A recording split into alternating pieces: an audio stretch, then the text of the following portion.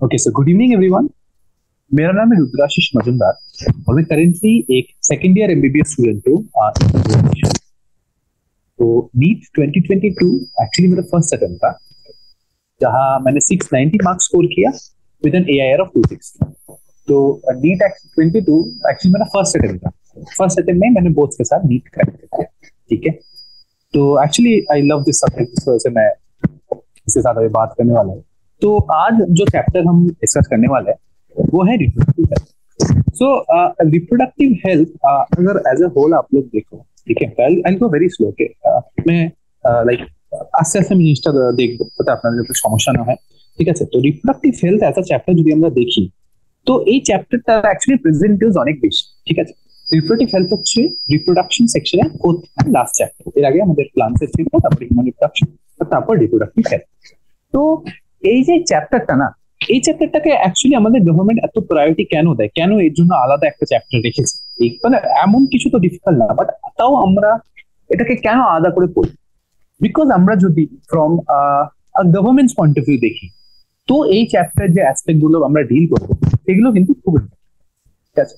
যে কোনো গভর্নমেন্টের ক্ষেত্রে population is really important thing, আর সেটা কিভাবে কন্ট্রোল করা যায়, সেটাকে কিভাবে আমরা রেগুলেট করি, সেগুলো জানা অ্যাকচুয়ালি ভীষণ ইম্পর্টেন্ট। তুমি এটা যে কোনো গভর্নমেন্টের ক্ষেত্রে বলতে পারো। ওই জন্য মানে পৃথিবীর যত দেশ আছে সব জায়গাতেই কিন্তু রিপ্রোডাক্টিভ হেলথকে ওরা খুব প্রায়োরিটি দেয়। ঠিক আছে, তোমরা তো পড়ছো, তোমরা দেখছো কি ইমোশনাল হেলথ উপর কোনো চ্যাপ্টার আছে? না। মেন্টাল হেলথের উপর না, রিপ্রোডাক্টিভ হেলথের উপর আমরা একটা চ্যাপ্টার রাখি, কারণ এটা একটা ভীষণ ইম্পর্টেন্ট অ্যাসপেক্ট। আমরা আস্তে আস্তে যত এগোচ্ছি আমরা এবার ডিসকাস করতে যাবো। ঠিক আছে, একটা অ্যাসপেক্ট আমি আস্তে আস্তে বোঝাবো যাতে তোমরা মোটামুটি বুঝতে পারো, মার্ক করতে করতে যাবো। যেই যেই জায়গাগুলো ইম্পর্টেন্ট, যেখান থেকে এমসিকিউ আসে, সেইগুলো আমরা বলতে বলতে যাবো। ঠিক আছে, চলো। তো তোমরা যদি দেখো একটা জিনিস তোমরা বুঝতে পারবে যে আমরা হিউম্যান রিপ্রোডাক্টিভ সিস্টেমের আগের চ্যাপ্টারে পড়েছি, যেখানে আমাদের এটার আইডিয়া হয়ে গেছে কি হাউ দ্য থিং ফাংশনস, নানা স্টেজেস, নানা স্টেপস, এগুলো ব্যাপারে আমরা পড়ে নিয়েছি। কি কি কমপ্লিকেশন হতে পারে ওগুলো আমরা ঠিকঠাক করে নিচ্ছি। তো এবার আমাদের ফার্স্ট যেটা করতে হবে সেটা হবে রিপ্রোডাক্টিভ হেলথ। এবার রিপ্রোডাক্টিভ হেলথটাকে আমরা কিভাবে ডিফাইন করতে পারি? তোমাদের এটা বোর্ডে অনেক সময় জিজ্ঞেস করতে পারে। নিটে তো ডেফিনেশন ওয়াইজ কোয়েশ্চেন আসে না, বাট বোর্ডে এটা জিজ্ঞেস করতে পারে। তো আমাদের যেটা ওয়ার্ল্ড হেলথ অর্গানাইজেশন, ওরা এটা খুব ভালো ডেফিনেশন দিয়েছে reproductive health. So reproductive health means a total wellbeing in all aspects of reproduction. এই কথাটা কিন্তু খুব ইম্পর্টেন্ট। ঠিক আছে, অল অ্যাসপেক্টস অফ রিপ্রোডাকশন। তো আমরা এই অল অ্যাসপেক্টস এর মধ্যে কি কি কভার করছি? অল অ্যাসপেক্টস এর মধ্যে আমরা number 1 physical, number 2 emotional, number 3 behavioral, and number 4 social. So according to World Health Organization, reproductive health means a total well-being in every aspect of reproduction. মানে কোন কোন অ্যাসপেক্টের কথা বলছি? Number 1 physical, number 2 emotional, number 3 behavioural, আর number 4 social. এই চারটে aspect হলে লোকে না জেনারেলি যখন আমরা যে ব্যাপারে ভাবি, আমাদের জেনারেলি ফিজিক্যাল অ্যাসপেক্টটাই মাথায় আছে, কিন্তু রিপ্রোডাক্টিভ হেলথের ইমোশনাল, সোশ্যাল আর বিহেভিয়ারাল অ্যাসপেক্টকেও কিন্তু ওয়ার্ল্ড হেলথ অর্গানাইজেশন কনসিডার করছে। তো এই পুরো জিনিসটা হচ্ছে এটার কমপ্লিট ডেফিনিশন। ঠিক আছে, তো আমরা কি বলি যে একটা রিপ্রোডাক্টিভলি হেলদি সোসাইটি আমরা কিভাবে ডিফাইন করতে পারি? একটা রিপ্রোডাক্টিভলি হেলদি সোসাইটি, এইটা আমরা কিভাবে ডিফাইন করতে পারি? দেখো এইখানে না পুরোটা খুব সুন্দর করে লেখা আছে। আর সোসাইটি, আমি এটা অন্য কালার মাধ্যমে ইউজ করছি, আর society with people having physically and functionally normal reproductive organs. এখানে এই দুটো ওয়ার্ডে খুব এমফাসিস দাও, একটা হচ্ছে ফিজিক্যালি, একটা হচ্ছে functional. So physically and functionally normal reproductive organs, এটা হলো ফার্স্ট পার্ট। সেকেন্ড পার্ট হচ্ছে and normal emotional and behavioural interactions in all sex related aspects. এটা হলেই আমরা এটাকে একটা রিপ্রোডাক্টিভলি হেলদি সোসাইটি বলতে পারি। তো এখানে আমরা কি দেখলাম? দুটো অ্যাসপেক্ট। ঠিক আছে, সবকিছু তোমরা এভাবে যদি পয়েন্ট পয়েন্ট করে মনে রাখো, তাহলে কিন্তু তোমাদের এক্সামে খুব হেল্প করবে। আমিও নিজে এভাবে মনে রাখতাম প্রিপারেশনের সময়, তো এটা অ্যাকচুয়ালি আমাকে খুব হেল্প করবে। ঠিক আছে, তোমরা কি কি পড়লাম? একটা রিপ্রোডাক্টিভলি হেলদি সোসাইটি বলতে গেলে আমাদের কি কি দেখতে হবে? দুটো পয়েন্ট, একটা হচ্ছে physically and functionally normal reproductive organs, আর নাম্বার 2 হচ্ছে normal emotional and behavioural interaction. তো এখানে আমরা দুটো জিনিস বুঝতে পারলাম মোটামুটি। ঠিক আছে, তার মধ্যে একটা হচ্ছে আমাদের রিপ্রোডাক্টিভ হেলথের ডেফিনেশন, আরেকটা হচ্ছে রিপ্রোডাক্টিভলি হেলদি সোসাইটি ডেফিনেশন। এই দুটো ডেফিনেশন কিন্তু ইম্পর্টেন্ট, বোর্ডের পেপারে এগুলো দিতে পারে, নিটে আসার চান্স কম, নিটে অ্যাকচুয়ালি ওরা স্টেটমেন্ট বেসড কোয়েশ্চেন দিতে পারে এখানে, তো ওটা আশা করি তোমরা বুঝতে পারবে, ওটা খুব একটা সমস্যা হবে না। ঠিক আছে, তো এবার এখানে নেক্সট যে কোয়েশ্চেনটা, মানে এনসাইডি না পড়ার একটা টেকনিক আছে, তোমরা যত পড়বে ততটা বুঝতে পারবে। যে এখানে নেক্সট আমরা বলছি যে, আই হোপ তোমাদের এটা ক্লিয়ার হয়ে গেছে, নেক্সট আমরা বলছি যে আমাদের রিপ্রোডাক্টিভ হেলথ মেনটেন করা ইম্পর্টেন্ট কেন, আর আমরা কি কি প্রসিডিওরের থ্রু এটা করতে পারি। আমাদের কান্ট্রি, আমরা কিন্তু আমাদের কান্ট্রির ব্যাপারে পড়বো এখানে, তা আমাদের কান্ট্রি কি কি করেছে যেটা ব্যাপারে আমরা ডিসকাস করতে পারি। তো ইন্ডিয়া অ্যাকচুয়ালি মানে পৃথিবীতে প্রথম কান্ট্রিদের মধ্যে ছিল যারা কি রিপ্রোডাক্টিভ হেলথকে একটা রিয়েল ইস্যু হিসাবে কনসিডার করেছে, that needs to be looked upon. মানে it was among the first countries in the world to initiate action plans and programmes at a national level. ঠিক আছে, পৃথিবীর সব কান্ট্রির মধ্যে ইন্ডিয়া কিন্তু অনেক প্রথম দিকেই শুরু করেছে, ওয়েস্টার্ন কান্ট্রিরা তার আগেই করে দিয়েছিল, কিন্তু ইন্ডিয়া কিন্তু খুব একটা দেরি করেনি। আর এই যে প্রোগ্রাম গুলি, যে যত রকম প্রোগ্রাম ইন্ডিয়াতে লঞ্চ করে, ঠিক আছে, যার একটাই পারপাস হচ্ছে to attain total reproductive health, সেইগুলোকে আমরা বলি family planning. Family planning as a programme India কোন সালে লঞ্চ করেছিল, এটা কিন্তু নিতে কোশ্চেন আসতে পারে, সেটা হচ্ছে 1951। সো এই 1951 আমরা family planning K as a plan launch করেছি, যেখানে আমরা নানা রকম প্রোগ্রাম, নানা রকম অ্যাকশন প্ল্যান করেছি, যাতে আমরা কি করতে পারি, টোটাল রিপ্রোডাক্টিভ হেলথ। তো আমরা তোমাকে কি বলতে চাইলাম আমি প্যারাগ্রাফটা থ্রু, যে ফ্যামিলি প্ল্যানিং যেটা আমরা 1951 শুরু করেছি, সেটার পারপাস থেকে, সেটা কি পার্ট, এটা সেটা হচ্ছে উই হ্যাভ অ্যাকশন প্ল্যান, আমাদের অ্যাকশন প্ল্যান আছে যে আমরা কিভাবে জিনিস এক্সিকিউট করবো, আর আমাদের প্রোগ্রামস আছে মানে কিভাবে আমরা জিনিসগুলো ফ্লো করাবো। তো অ্যাকশন প্ল্যান এন্ড প্রোগ্রামস, যেটার একটাই পারপাস, নেট গোল হচ্ছে টোটাল রিপ্রোডাক্টিভ হেলথ। এই জিনিসটা খুব ইম্পর্টেন্ট। তো ফ্যামিলি প্ল্যানিং এ আমরা কি কি পার্ট, একটা হচ্ছে অ্যাকশন প্ল্যান, একটা হচ্ছে প্রোগ্রাম, আর এটার পারপাসটা কি, মানে এমটা কি টোটাল রিপ্রোডাক্টিভ হেলথ। আর রিপ্রোডাক্টিভ হেলথের ডেফিনেশন আমরা কিছুক্ষণ আগেই বললাম, কি total wellbeing in all aspects of reproduction. আর কি কি অ্যাসপেক্ট ছিল এখানে তোমাদের পড়িয়েছি, physical, emotional, behavioural and social. বুঝতে পারলে? আমি এই জিনিসগুলো আস্তে আস্তে বোঝাচ্ছি বিকজ এই জিনিসটা লোকে অ্যাকচুয়ালি মানে অনেক লেখা আছে দেখে পড়ে না, তারপর তারা এটা নিয়ে প্রবলেম ফেস করে। ঠিক আছে, কারণ এগুলো নিয়ে কোয়েশ্চেন আসতে পারে, মানে এই পার্টটা থেকে কোয়েশ্চেন আসার পার্টটা শুরু হয়ে যায়। ঠিক আছে, কিন্তু আর এটা এমন একটা চ্যাপ্টার যেটা আফটার নিতো যাই করো তুমি পড়ো রিলেটেড টু বায়োলজি, এটা কিন্তু ইম্পর্টেন্ট থাকবে, হিউম্যান ফিজিওলজি রিলেটেড। তো এবার তো আমরা ফ্যামিলি প্ল্যানিং ইনিশিয়েট করে দিলাম, কিন্তু আমরা একটা জিনিস রিয়েলাইজ করলাম যে আমরা যদি family planning A only রিপ্রোডাকশনে focus করি না, তাহলে রিপ্রোডাকশনের অ্যাসপেক্টে, তাহলে কিন্তু এটা কিছু একটা গ্যাপ থেকে যাচ্ছে এখানে, মানে এমন একটা গ্যাপ যেটা কিন্তু খুব এসেনশিয়াল, মানে যেটাকে ফিল করা দরকার। তো তখন আমরা কি করলাম, অনলি রিপ্রোডাকশন নো, আমরা কি করলাম এর পরের অ্যাসপেক্টটাকেও কনসিডার করলাম, আর তারপর আমরা আনলাম ইমপ্রুভড প্রোগ্রামস। এই ইমপ্রুভড প্রোগ্রামসে কি আছে, ইমপ্রুভড প্রোগ্রামস হচ্ছে যেখানে আমরা রিপ্রোডাকশনের সাথে চাইল্ড হেলথ কেয়ারকেও ইনক্লুড করলাম। কারণ ইন্ডিয়াতে একটা খুব মেজর ইস্যু হতো, যেটা মেজর একটা ইস্যু ছিল, যে যখন পপুলেশন খুব বেড়ে যাচ্ছে, ফ্যামিলি মানে ওদের যে ক্ষমতা খাবার দাবার এগুলো প্রোভাইড করা টু দ্য নিউ বর্ন, সেটা কমে যাচ্ছে। যত বেশি, যদি ওটা একটা মিডিল ক্লাস ফ্যামিলি হয় বা লোয়ার মিডিল ক্লাস ফ্যামিলি হয়, যত বেশি সন্তান তাদের হচ্ছে, তাদের জন্য এটা ডিফিকাল্ট হয়ে যাচ্ছে মেনটেন করা। তাই জন্য আমরা এই প্ল্যানটাকে আনলাম, আর এই প্ল্যানটার নাম দিলাম reproductive and child health care programme. এটা কিছুই না, ঠিক আছে, এটা জাস্ট হচ্ছে আমাদের ফ্যামিলি প্ল্যানিং এর একটা মডিফাইড ভার্সন, যেখানে আমরা চাইল্ড হেলথ কেয়ার কেও আনলাম, বিকজ অবভিয়াসলি রিপ্রোডাকশনের সাথে চাইল্ড হেলথ কেয়ার কিন্তু একটা বিশাল বড় অ্যাসপেক্ট। তোমরা আশা করি এটা জানো যে আমাদের যেই গাইনিকোলজি সাবজেক্টটা যেটা আমরা এমবিবিএস এ পড়ি, ওটার আরেকটা পার্ট আছে অবস্টেট্রিক্স। আর এখানে আমরা দুটো জিনিসকে কনসিডার করি, একটা হচ্ছে বার্থ আর একটা হচ্ছে নর্মাল টাইম। তো এখানেই এটা হচ্ছে অনেকটা এরকম যে আমরা আগে পরে দুটো জিনিসকে কনসিডার করছি to make it a fully functional plan. ঠিক আছে, তো আমাদের কারেন্ট যে প্ল্যানটা চলছে সেটা হচ্ছে reproductive and child health care programs. কি বলেছে এখানে, এখানে বলেছে যে improved programs covering wider reproduction related areas, covering wider মানে আরো আমরা চওড়া একটা ফিল্ড কনসিডার করছি। এবার কারেন্টলি যেটা অপারেশনে আছে সেটাকে আমরা বলি reproductive and child health care programme. ঠিক আছে, চলো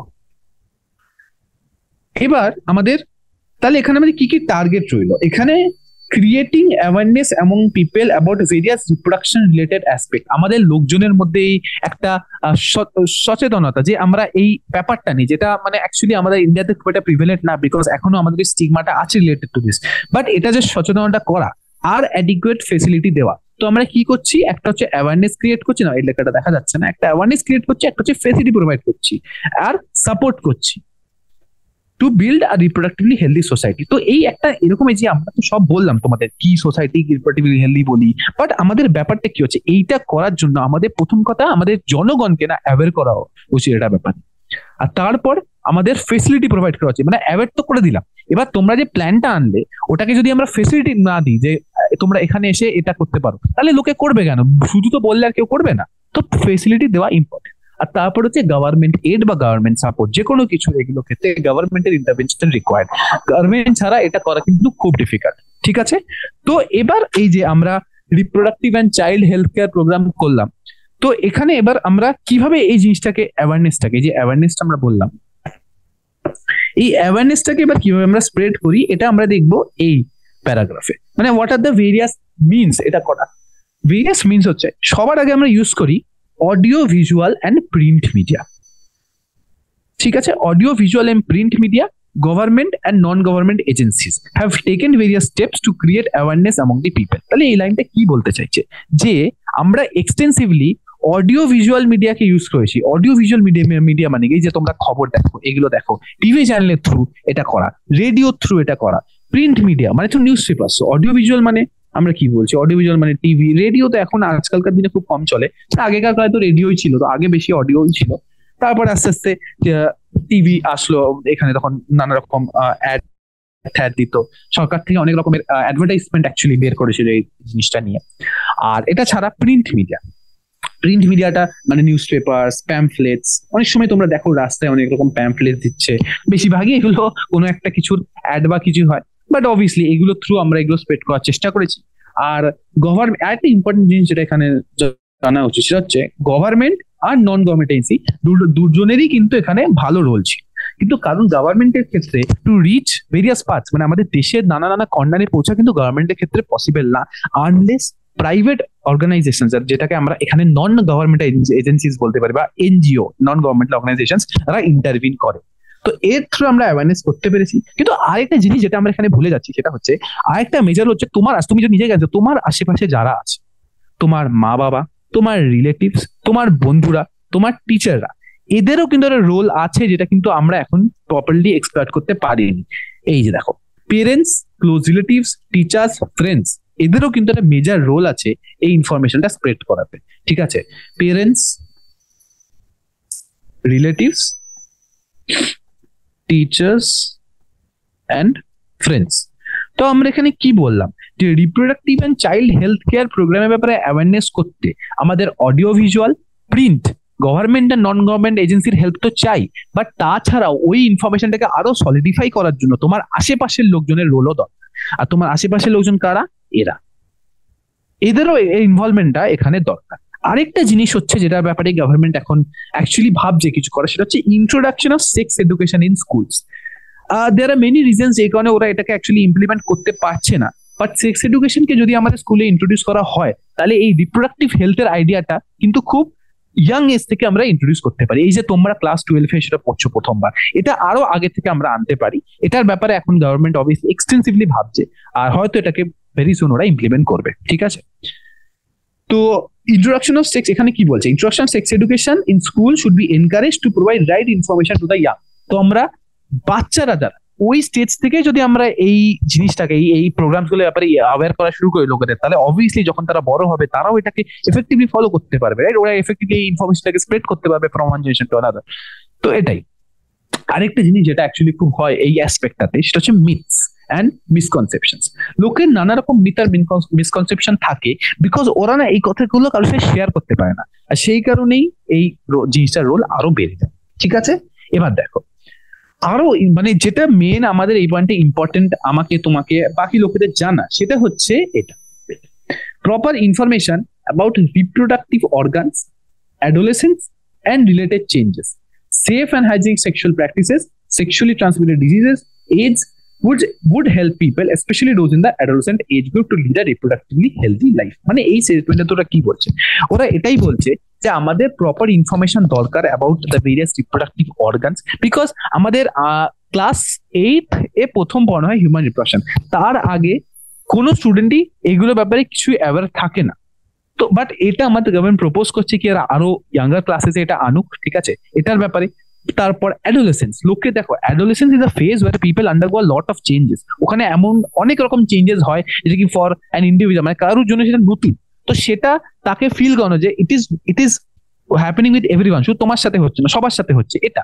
তারপর safe and hygienic sexual practices, আর সবচেয়ে ইম্পর্টেন্ট হচ্ছে যেখানে এখানে আমি হাইলাইট করছি, এটা ব্যাপারে পরে আমরা ডিসকাসও করবো, সেক্সুয়ালি ট্রান্সমিটেড ডিজিজেস। মানে এমন কিছু ডিজিজ আছে যেগুলো তোমার unprotected sexual intercourse through spread করে, আর এই ডিজিজেস গুলোর মধ্যে একটা মেজর চাঙ্ক কিন্তু কিউরেবল না। যেরকম হিউম্যান ইমিউনোডেফিসিয়েন্সি ভাইরাস, যেখানে লেখা আছে এইডস, যেটা করে অ্যাকোয়ার্ড ইমিউনোডেফিসিয়েন্সি, হেপাটাইটিস, এগুলো কিন্তু কোনো কিওর নেই, ঠিক আছে, ইউ হ্যাভ ভ্যাকসিন, বাট এটার জন্য আমাদের কোনো কিওর নেই। এটা ছাড়া বাকি যেগুলো আছে না, ওগুলোতে কিওর হয়, but there is a lot of suffering. আরেকটা জিনিস, এই যে সেক্সুয়ালি ট্রান্সমিটেড ডিজিজেস গুলো, এগুলোর সাথে একটা যে স্টিগমা অ্যাসোসিয়েটেড আছে সোসাইটিতে, এটা কিন্তু এখনো যায়নি। আর সেই কারণে এইগুলোর ব্যাপারে লোককে অ্যাওয়্যার করাটা ভীষণ ইম্পর্টেন্ট, ঠিক আছে। আর কাদের, মানে টার্গেট পপুলেশনটা কারা? অ্যাডোলেসেন্ট। মানে এই যে আমরা সবকিছু বলছি, ঠিক আছে, তোমার এত কিছু আমি বলছি, টার্গেটটা কারা, মানে কাদের টার্গেট করে আমরা বলছি? আমরা এটা বলছি অ্যাডোলেসেন্ট পপুলেশন, কারণ তারাই সবচেয়ে বেশি ভালনারেবল এগুলোর জন্য। তো আমাদের টার্গেট সবসময় ওরাই থাকে, ঠিক আছে। তো এবার আমাদের কিছু স্ট্র্যাটেজিস আছে যেগুলো ব্যাপারে আমাদের ডিসকাস করার দরকার। আর মানে একটা এজ গ্রুপ আছে, এটা অ্যাডোলেসেন্টের কথা হলো। এবার আরেকটা ব্যাপার হচ্ছে, নেক্সট যেটা ব্যাপার সেটা হচ্ছে, যারা ধরো এখন ফার্টাইল কাপেলস, যাদের হলো মানে সদ্য ম্যারেজ হচ্ছে বা কিছু, বা যারা ম্যারেজেবল এজ গ্রুপে আছে, তো ওদেরকে কয়টা জিনিস ব্যাপারে ইনফর্ম করা দরকার। তার মধ্যে একটা হচ্ছে অ্যাভেলেবল বার্থ কন্ট্রোল অপশনস। এটার ব্যাপারে মানে কি কি অপশনস আছে আমাদের কাছে এই পয়েন্টে। তারপর কেয়ার অফ প্রেগনেন্ট মাদার্স। ইন্ডিয়াতে অ্যাকচুয়ালি একটা খুব মেজর প্রবলেম হচ্ছে, pregnant mother is not able to fulfil the nutritional demand. মানে এটা প্রেগনেন্সিতেও হয়, প্রেগনেন্সির পরেও হয়, মানে আই মিন বাচ্চা যখন জন্মায় তারপরে হয়, যেটা আমাদের পুষ্টিকর রিকোয়ারমেন্ট দরকার সেটাকে আমরা পূরণ করতে পারছি না। এইটার ব্যাপারে অ্যাওয়্যার করা দরকার, কি দেওয়া দরকার, কি দেওয়া দরকার না, বাচ্চার জন্য কি ভালো, বাচ্চার জন্য কি খারাপ। দেখো এমন অনেক ওষুধ আছে, এমন অনেক খাবার দাবার আছে যেগুলো কিন্তু বাচ্চার জন্য ডেট্রিমেন্টাল হয়। আজকালকার দিনে এরকম অনেক দেখা যায় যে প্রেগনেন্ট মহিলারা অ্যালকোহল বা এগুলো ইনটেক করছে, বাট এইগুলো অ্যাকচুয়ালি যে বাচ্চাটা আছে না, ওকে হার্ম করে, ওর ডেভেলপমেন্টটা এফেক্ট করে, রাইট। তো এইগুলোর ব্যাপারে যদি লোকজনকে অ্যাওয়্যার করা না হয়, মানে তাহলে অনেক প্রবলেমস অ্যাকচুয়ালি ভবিষ্যতে অ্যারাইজ করতে পারে ফর ফ্যামিলি। তো এই জন্য এটা খুব important. Post Natal care of mother, আমরা তো প্রেগনেন্ট মাদারের কেয়ারের কথা বললাম, কিন্তু প্রেগনেন্সির পরেও যখন মায়ের নিউট্রিশনাল, দেখো একটা কথা তোমার সিম্পল বলছি, একটা বাচ্চা হচ্ছে প্যারাসাইট, ও যেভাবে পারুক তার মায়ের থেকে নিউট্রিশন নিয়ে নেবে। এবার মাকে নিউট্রিশনটা ফ্যামিলি থ্রু দিতে হবে। The parasite will take nutrition from whatever it will get. So এটা খুব ইম্পর্টেন্ট, কিন্তু এটা আমাদেরও পড়ার সময় আমাদের টিচাররা বলতো যে বাচ্চা কিন্তু যেভাবে সে নিউট্রিশন গেইন করে নেবে, কিন্তু মাদার নিউট্রিশনটা মোস্ট ইম্পর্টেন্ট। প্রেগনেন্সির পরে এমন অনেক চেঞ্জেস হয়, ঠিক আছে, একটা female that needs to be looked upon, যেটাকে স্পেশাল কেয়ার দরকার, কিন্তু লোকে ভাবে প্রেগনেন্সির পর ফিমেল একদম নর্মাল হয়ে যায়। তো এটাই তো, but we need to look into that. আরেকটা হচ্ছে, আমরা তো তিনটে পয়েন্টের কথা বললাম, birth control options, care of pregnant mothers and postnatal care of mother. এরপরে পয়েন্টটা হচ্ছে ইম্পর্টেন্স অফ ব্রেস্ট ফিডিং। আচ্ছা, তোমরা এখানে যারা যারা হিউম্যান হেলথ অ্যান্ড ডিজিজ পড়েছো, ওরা এটা খুব ভালো করে জানো যে মাদার্স মিল্কে এমন অনেক কিছু থাকে যেটা আমরা কোনো আর্টিফিশিয়াল ফুড বা প্যাকেজে যে প্যাকেজড ফুড গুলো বেরোয় ওগুলো তো প্রোভাইড করতে পারি না। এমন এমন অ্যান্টিবডিজ থাকে না অ্যাকচুয়ালি ব্রেস্ট মিল্কে, যেটা ইনিশিয়াল ফিউ ডেজে যে ব্রেস্ট মিল্কটা বেরোয় না, ওটাকে আমরা বলি কলোস্ট্রাম। ওটা একটু ইয়েলোইশ হয়, ইয়েলো থেকে গ্রিনিশ একটা টিঞ্জ থাকে। আর কলোস্ট্রামে একটা অ্যান্টিবডি থাকে যেটাকে আমরা বলতে পারি আইজিএ। আইজির ফুল ফর্ম হচ্ছে ইমিউনোগ্লোবিউলিন এ। এবার এই ইমিউনোগ্লোবিউলিন এ অ্যাকচুয়ালি বাচ্চার জন্য খুব এসেনশিয়াল ওই ফেজটাতে। তো আমরা সবসময় এটা ট্রাই করি যে ব্রেস্ট ফিডিং কে প্রায়োরিটি দেওয়া। এমন অনেক মহিলা আছে যারা কসমেটিক রিজনস এর জন্য ব্রেস্ট ফিডিং কে অ্যাভয়েড করতে চায়, বাট তাদের এটা জানা উচিত যে তার বাচ্চার জন্য আইজিএ অ্যান্টিবডি যেটা আমাদের কলোস্ট্রামে থাকে সেটা কিন্তু অ্যাকচুয়ালি খুব ইম্পর্টেন্ট। আচ্ছা, এটা ছাড়া তোমরা তো এটা জানোই, যারা হিস্ট্রি সিভিক্স এরা পড়েছো, এটা তো জানোই যে আমাদের ইন্ডিয়াতে কিভাবে ফিমেল ফিটিসাইড, ইনফ্যান্টিসাইড এই কেসেস গুলো হয়। এইগুলো কেন হয়? কারণ এখনো সেই রিগ্রেসিভ মাইন্ডসেটটা লোকের রয়ে গেছে যে একটা female child is not as capable as a male child, যার কারণে এই যে কিছু স্টেটস আছে যেখানে এখনো এই যে এই জিনিসটা ফলো হয়। এখন আর আমাদের গভর্নমেন্ট অনেকটা রিডিউস করতে পেরেছে, বাট স্টিল এই জিনিসটা আছে। তো এটাকে আমাদের মানে এক্সপ্লেন করা ভীষণ দরকার for a family, for a fertile couple or people who are in marriageable age group. তো আমাদের টার্গেট এখানে কারা? তো এই যে কথাগুলো এতক্ষণ ধরে বললাম, এখানে টার্গেটটা কার? এখানে টার্গেটটা হচ্ছে যে এর আগে আমরা বললাম টার্গেট হচ্ছে অ্যাডোলেসেন্ট পপুলেশন, এবার টার্গেট হচ্ছে আমাদের ফার্টাইল কাপল না হলে adolescent age group, sorry adolescent age group না, ফার্টাইল কাপল না হলে হচ্ছে ম্যারেজেবল এজ গ্রুপে যারা আছে, যারা ধরো এখনো বিয়ে করেনি বাট ওরা ওই এজে পৌঁছে গেছে, ম্যারেজেবল এজ গ্রুপ। তো এরা হচ্ছে আমাদের টার্গেট। আর আমরা কি কি ইনফরমেশন কনভে করতে চাই? একটা হচ্ছে কি কি বার্থ কন্ট্রোল অপশন আছে, যেটা একটা হচ্ছে কি কি বার্থ কন্ট্রোল অপশন আছে, হ্যাঁ কি কি বার্থ কন্ট্রোল অপশন আছে। নাম্বার 2 হচ্ছে প্রেগনেন্ট মাদারের কেয়ার কিভাবে নিতে হবে। নাম্বার 3 হচ্ছে প্রেগনেন্সির পর মানে বাচ্চা জন্মে যাওয়ার পর বাচ্চা আর মায়ের কিভাবে খেয়াল নিতে হবে। তারপর হচ্ছে ইম্পর্টেন্স অফ ব্রেস্ট ফিডিং। আর এটা ছাড়াও ইকুয়াল অপরচুনিটি, যেটা আমি এখন তোমাদের বললাম। আর এই জিনিসগুলো ছাড়াও আরো কি কি প্রবলেম অ্যারাইজ হতে পারে যখন পপুলেশন গ্রোথ ভীষণ বেড়ে যায়, বা sex abuse and sex related crime যেগুলো, ওগুলোর ব্যাপারেও আমাদের ইনফর্ম করা দরকার। নেক্সট লাইনে এটা লেখা আছে, ঠিক আছে, যে awareness of problems due to uncontrol population growth.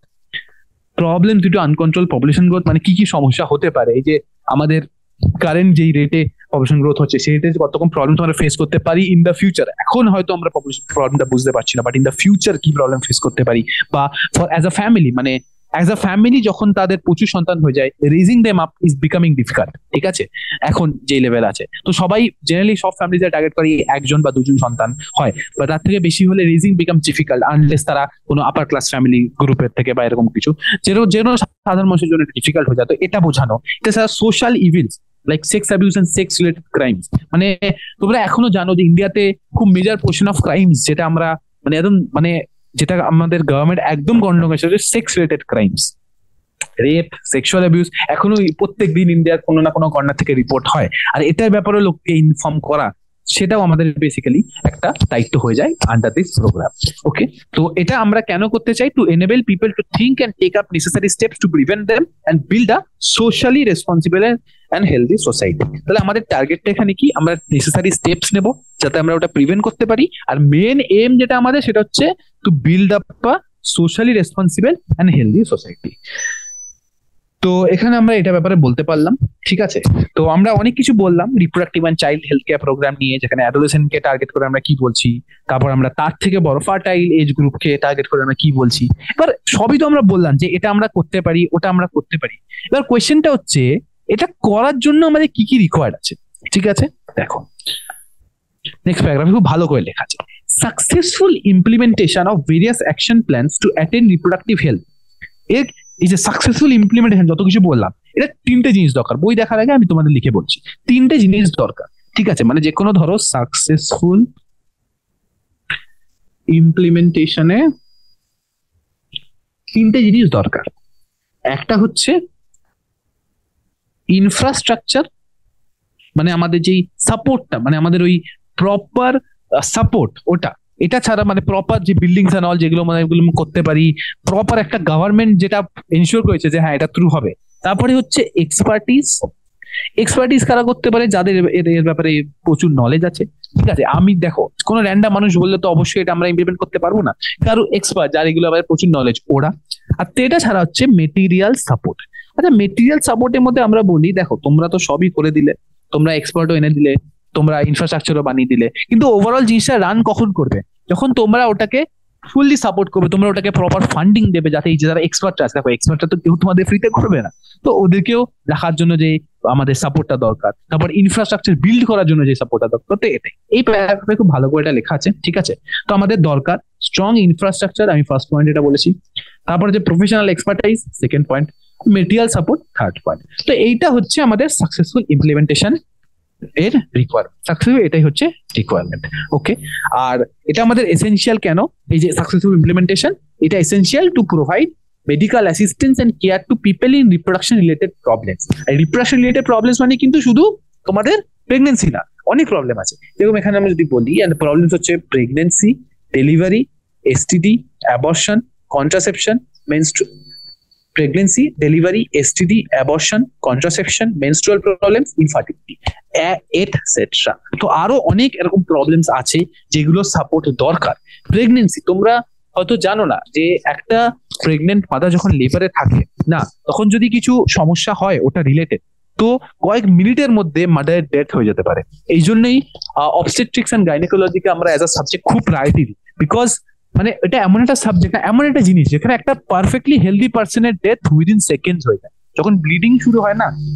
মানে তোমরা তো জানি, তোমরা যারা পড়েছো সার্কুলেশন চ্যাপ্টারটা, আমাদের বডিতে কত ব্লাড আছে, 5 লিটার অ্যারাউন্ড। তো এবার যদি ব্লিডিং স্টার্ট হয় না, এত ফাস্ট ব্লাড ড্রেন হয়ে যায় না, উইদিন মিনিটস মহিলাটা মরে যায়। এই কারণেই, এই প্রবলেমটার জন্যই ইন্ডিয়াতে শুধু একটাই মর্টালিটি আমরা কনসিডার করি আদার দ্যান ইনফান্ট, সেটা হচ্ছে ম্যাটারনাল মর্টালিটি। আরো তো অনেক প্রফেশন আছে, অনেক টাইপের গ্রুপ আছে যেগুলো আমরা কনসিডার করতে, বাট আমরা শুধু একটাই জিনিস কনসিডার করি, সেটা হচ্ছে ম্যাটারনাল মর্টালিটি। আর এটাকেই সেন্টার একটা প্রায়োরিটি দেয় একটা রিজনের জন্য। ডেলিভারি, এটা তো বললাম। এসটিডি, এসটিডি কে যতটা তোমাদের মনে হয় যে it's less prevalent, STDs are actually very prevalent, ঠিক আছে? তো এসটিডি কে ট্যাকেল করার জন্য আমাদের প্রপার সাপোর্ট দরকার। একটা জিনিস লোকের যেটা হয় সেটা হচ্ছে স্টিগমা, যে আমি কাউকে বলবো না, বিকজ এটা একটা মানে এটাকে লোকে গুপ্ত রোগ বলে। তো এসটিডি অ্যাসোসিয়েটেড যে প্রবলেমস গুলো, এগুলোকে ট্যাকেল করা কিন্তু একটা সরকারের দায়িত্ব হয়, বিকজ সাপোর্ট প্রোভাইড করা হচ্ছে আমাদের দায়িত্ব। এটা ছাড়া হচ্ছে অ্যাবর্শনস, অ্যাবর্শনস কেও আমাদের হ্যান্ডেল করা। অনেক সময় অ্যাক্সিডেন্টাল প্রেগনেন্সিস হয়ে যায়, আমরা এটা ব্যাপারে পরে ডিল করছি। কন্ট্রাসেপশন, কন্ট্রাসেপশনের ব্যাপারে আমরা একটা পুরো ডিটেল পার্ট আছে, ওটার ব্যাপারে বলবো। মেনস্ট্রুয়াল প্রবলেমস, মেনস্ট্রুয়েশন যখন ইনিশিয়ালি হয়, অনেক রকম প্রবলেমস রাইজ করে, at any point of time problems might arise, ঠিক আছে? তো এইগুলোর সাথেও ট্যাকেল করা আমাদের দায়িত্ব। আর ইনফার্টিলিটি, অবশ্যই ইনফার্টিলিটি একটা পার্ট আমাদের লাস্টে আছে, এটার ব্যাপারে আমরা বলবো, ঠিক আছে? তো এই প্রবলেমস গুলোকে সাপোর্ট করা জন্য আমাদের না এই প্রোগ্রামটার ইমপ্লিমেন্টেশন দরকার। এই ইমপ্লিমেন্টেশনের জন্য আমাদের কি দরকার? Point number 1, point number 2, point number 3। বুঝতে পারলে? আমি আস্তে আস্তে বুঝে যাচ্ছি পয়েন্ট ওয়াইজ জিনিসগুলো মাথায় ঢোকে, তোমরা এরকম পয়েন্ট পয়েন্ট করে মনে রাখবে, তবে জিনিসগুলো করা যাবে, ঠিক আছে? হ্যাঁ, ওকে। তো এই যে আমরা এত কিছু বললাম, এই কেয়ার দরকার, আমরা এটা প্রোভাইড করতে হবে, ওটা প্রোভাইড করতে হবে, এটা কিভাবে করবো? আমাদের অনেক বেটার টেকনিক ইমপ্লিমেন্ট করতে হবে ফ্রম টাইম টু টাইম, যাতে আমরা এফিসিয়েন্টলি অ্যাসিস্ট্যান্স প্রোভাইড করতে পারি। যেমন একটা প্রসিডিওর হয় যেটাকে আমরা বলতে পারি অ্যামনিওসেন্টেসিস। অ্যামনিওসেন্টেসিস হচ্ছে একটা procedure that is performed during pregnancy to check for any chromosomal abnormalities and fetal infections. তো আমরা অ্যাকচুয়ালি কি করি অ্যামনিওসেন্টেসিসে? অ্যামনিওসেন্টেসিসে আমরা যে অ্যামনিওটিক ফ্লুইডটা, তোমরা আগে চ্যাপ্টারে পড়েছো অ্যামনিওটিক ফ্লুইড, তো অ্যামনিওটিক ফ্লুইড যেটা আছে আমরা ওটাকে বেসিক্যালি চেক করি। মানে আমরা অ্যামনিওসেন্টেসিসে কি করছি? অ্যামনিওসেন্টেসিসে আমরা অ্যামনিওটিক ফ্লুইডটাকে চেক করছি। চেক করছি কিসের জন্য, কেন চেক করছি? চেক করছি নাম্বার 1, ক্রোমোজোমাল অ্যানোমালিস, যাতে আমরা দেখতে পারি কিছু জেনেটিক মেটেরিয়ালে কোনো সমস্যা আছে নাকি। আর এটা ছাড়া হচ্ছে আমাদের বেসিক্যালি ফিটাল ইনফেকশন, অনেক সময় অনেক রকম ইনফেকশন বিফোর বার্থ হতে পারে, তো এগুলোকেও আমরা ডিল করতে পারি। বাট বাট বাট এত বড় বাট, কারণ অ্যামনিওসেন্টেসিস এমন একটা জিনিস যেটাকে আমাদের দেশে অনেক দেশে এক্সপ্লয়েট করা হয় to know the sex of the child. ওরা এই ক্রোমোসোমাল অ্যানালিসিস করলেই তোমরা জানতে পারো ওটা মেল নাকি ফিমেল। এবার এই কিছুক্ষণ আগে আমরা ডিসকাস করলাম যে আমরা কেন it's important for us to inform people যে there are equal opportunities for male and female. কারণ ইন্ডিয়াতে না এখনো কিছু স্টেটসে practices like infanticide and foeticide are done for female child. Female চাইল্ডের হত্যা এখনো হয় এই একটাই কারণের জন্য, ওই অর্থোডক্স মাইন্ডসেটের জন্য। এই কারণেই অ্যামনিওসেন্টেসিসের ওপর সরকার একটা ব্যান এনেছে, যাতে এটাকে আমরা মানে খুব চেক মানে ভীষণ ভাবে এটাকে আমরা মনিটর করে তারপর করা হয়, যাতে কিছু ভাবে অনেক সময় অনেক রুরাল সাইডে অনেক সময় এই জিনিসগুলো হয়। তো এইগুলোর উপর একটা প্রপার ব্যান এনেছে, এখানে খুব ভালো করে লেখা দেখো, statutory ban on amniocentesis for sex determination to legally check increasing awareness of female foeticides. এটাই আমরা তোমাদের বললাম, ঠিক আছে? তো এইগুলো ব্যাপার, তো এটাই হচ্ছে আমাদের ফার্স্ট পয়েন্ট যে আমরা একটা ব্যান নিয়েছি এটার উপর। সেকেন্ড পয়েন্ট হচ্ছে যে আমরা ম্যাসিভ চাইল্ড ইমিউনাইজেশন। এই যে তোমরা যখন ছোট ছিলে, আমি যখন ছোট ছিলাম, আমাদের আসতো একটা অ্যাড হতো টিভিতে, ঠিক আছে, অমিতাভ বচ্চনের দো বুন জিন্দগি। ওটা ছিল আমাদের পোলিও ভ্যাকসিন। পোলিওকে আমাদের কান্ট্রি থেকে ইরাডিকেট করতে পেরেছি তখনই যখন সবকটা বাচ্চা এরকম ভাবে এই পোলিওর 2টো ড্রপ খেয়ে ভ্যাকসিনেট হয়েছে, ঠিক আছে। এই অ্যাডটাও অমিতাভ বচ্চন করেছিল, দেখাতো হয়তো একটু টিভিতে, দো বুন জিন্দেগি কি। তো এখানেই এইরকম প্রোগ্রামস অনেক ইম্পর্টেন্ট রোল আছে, ঠিক আছে। আর এই অ্যামনিওসেন্টেসিস যেটা তোমাদের বললাম, অ্যামনিওসেন্টেসিসে কি হয়, এটা অ্যাকচুয়ালি আমরা বেসিক্যালি নানা রকম জেনেটিক ডিসঅর্ডার, যেমন ডাউন সিনড্রোম যেটা তোমরা পড়বে, হেমোফিলিয়া এটাও পড়বে, sickle cell anaemia, muscular dystrophy, এগুলো সব জেনেটিক চ্যাপ্টারে আছে। তো এইগুলোর জন্য আমরা বেসিক্যালি এটাকে করি, আর আমরা চেক করি দ্য সার্ভাইভেবিলিটি অফ দ্য ফিটাস, মানে ফিটাস সার্ভাইভ করতে পারবে নাকি না, ফিটাসের জন্য কি মাদার কোনো প্রবলেম ফেস করবে, বা মাদারের জন্য কি ফিটাস কোনো প্রবলেম ফেস করছে, এগুলো আমরা চেক করি। এটা বাট অবভিয়াসলি আমাদের দেশে এটাকে মিসইউজ করা হয় to kill the normal fetus. Female fetus হলেই আমাদের এখানে এটা মিসইউজ করা হয়, এই কারণে আমাদের সরকার এটার উপর ব্যান এনেছে। তো আমি যেগুলো বললাম খুব সুন্দর করে লেখা আছে, যে amniocentesis some of the amniotic fluid of the fetus is taken to analyse the fetal cells. মানে আমরা কি করি, ওই যে সেলস গুলো আছে না অ্যামনিওটিক সেল, ওগুলোকে আমরা অ্যানালাইজ করি, আর যে বাকি সাবস্টেন্সেস গুলো, অনেক সময় অনেক রকম প্রোটিন বা সাবস্টেন্সেস ওখানে বেড়ে যায় যদি কোনো জেনেটিক কন্ডিশন হয়, মানে অনেক জেনেটিক কন্ডিশনে কিছু একটা কনসেন্ট্রেশন বেড়ে যায় যেটা থাকা উচিত না, তো ওই দেখে আমরা বুঝতে পারি যে না, হ্যাঁ ফিটাসে একটা সমস্যা আছে, তো এটা আমাদের দেখা উচিত। আর এটা ছাড়া এই যেটা বললাম, যে এটা রেজাল্টটা কি হয়, যে আমরা অনেক রকমের জেনেটিক ডিসঅর্ডারের জন্য টেস্ট করি, যেমন down syndrome, haemophilia, sickle cell anaemia, এইগুলো আমরা দেখি যাতে ফিটাসে কোনো সমস্যা হবে না এটা জানার জন্য, ঠিক আছে। তো আশা করি এটা বুঝতে পেরেছি। আর এই জিনিসটা মোটামুটি তোমার যদি ধরো এটাকে আমরা 14 to 18 উইকস অফ জেস্টেশনের মধ্যে করি, 14 to 18 উইকস এর মধ্যে এই জিনিসটা বেসিক্যালি হয়, ঠিক আছে। তো আমাদের গভর্নমেন্ট, এবার নেক্সট অ্যাসপেক্টে আসছি, তো আমাদের গভর্নমেন্ট অ্যাকচুয়ালি এক্সটেন্সিভ রিসার্চ করছে এটার উপর, ঠিক আছে। রিসার্চ করে আমাদের গভর্নমেন্ট অ্যাকচুয়ালি খুব ভালো জিনিস এনেছে। তো research on various production related areas are encourage and support by government and non government agencies. কিছুক্ষণ আগেই বললাম যে গভর্নমেন্টের সাথে নন গভর্নমেন্ট এজেন্সিজও কোঅপারেশন করা দরকার, যে আমরা নতুন মেথডস ফাইন্ড আউট করছি, অ্যান্ড তারপরে আমরা একটা নতুন মেথড পেয়েছি যেটা আমাদের ইন্ডিয়াতেই ডেভেলপ হয়, সেটাকে আমরা বলি সাহেলি। এটা একটা ইম্পর্টেন্ট। সাহেলি হচ্ছে একটা নতুন ওরাল কন্ট্রাসেপটিভ, যেটা সেন্ট্রাল ড্রাগ রিসার্চ ইনস্টিটিউট লখনৌরে ডেভেলপ করা হয়েছে। আর এটা মানে কেন, তো এরকম অনেক কন্ট্রাসেপটিভ প্রত্যেক বছর আমরা ডিসকভার হয়, এরকম বানানো হয়, চেঞ্জ হয়, তো আমরা কেন এটা নিয়ে এত কনসার্ন? কারণ সাহেলি বলে যে কন্ট্রাসেপটিভটা ব্যাপারে আমরা বলছি না, সাহেলি অ্যাকচুয়ালি হচ্ছে নন স্টেরয়েড। যখনই তোমরা কোনো স্টেরয়েড কন্ট্রাসেপটিভ ইউজ করো, বডিতে এমন অনেক এফেক্টস থাকে যেটা অ্যাকচুয়ালি নট ডিজায়ার্ড ফর, মানে ওগুলো আমাদের বডিকে হার্ম করে। তো but Saheli actually non steroidal contraceptive, যেটার ভেতর একটা কম্পাউন্ড আছে যেটাকে আমরা বলি, নট আ কম্পাউন্ড, যেটা একটা সাবস্টেন্স আছে, এটাকে আমরা বলি সেন্ট ক্রোমান। তো মানে সাহেলিটা কাজ কিভাবে করবে, সাহেলির ব্যাপারে তোমার বললাম সবই কিছু, কিন্তু এবার যদি তোমাদের না বলি কিভাবে কাজ করে, তখন তোমাদের সমস্যা হবে।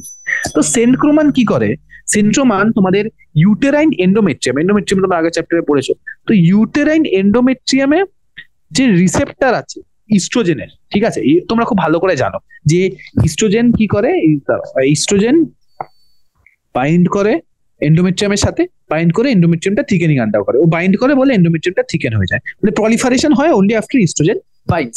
এবার কোয়েশ্চেনটা কি হচ্ছে, তাহলে এই সেন্টক্রোমান জিনিসটা কি করবে? সেন্টক্রোমান কি করবে, সেন্টক্রোমান না ওই এন্ডোমেট্রিয়ামটাতেই বাইন্ড করবে, ওই এন্ডোমেট্রিয়ামটাকে বাইন্ড করে ওটাকে মডিউলেট করে দেবে, তাকি এস্ট্রোজেন আর না বাইন্ড করতে পারে, এস্ট্রোজেনের বাইন্ডিংটা কিন্তু ওই পয়েন্টে বন্ধ হয়ে যায়। তাহলে এবার এস্ট্রোজেন বাইন্ড করলো না, তাহলে কি হলো, এস্ট্রোজেন বাইন্ড করলো না, তো প্রথম কথা হচ্ছে মানে সেন্টক্রোমান অ্যাক্ট করলো, সেন্টক্রোমানের অ্যাকশনের জন্য এস্ট্রোজেন বাইন্ড করতে পারলো না, এস্ট্রোজেন ই দিয়ে লিখছি, এস্ট্রোজেন ক্যানট বাইন্ড। আচ্ছা, এস্ট্রোজেন বাইন্ড করতে পারলো না, তাহলে সমস্যাটা কি হলো, সমস্যাটা হলো যে এন্ডোমেট্রিয়াল যে থিকেনিংটা যেটা আমাদের দরকার ইমপ্লান্টেশনের জন্য, আগের চ্যাপ্টারে তোমরা এগুলো সব পড়েছো যে এন্ডোমেট্রিয়াম থিকেনিং হবে, তো এন্ডোমেট্রিয়াম থিকেনিং হয় না, যেই কারণে ইমপ্লান্টেশন হয় না।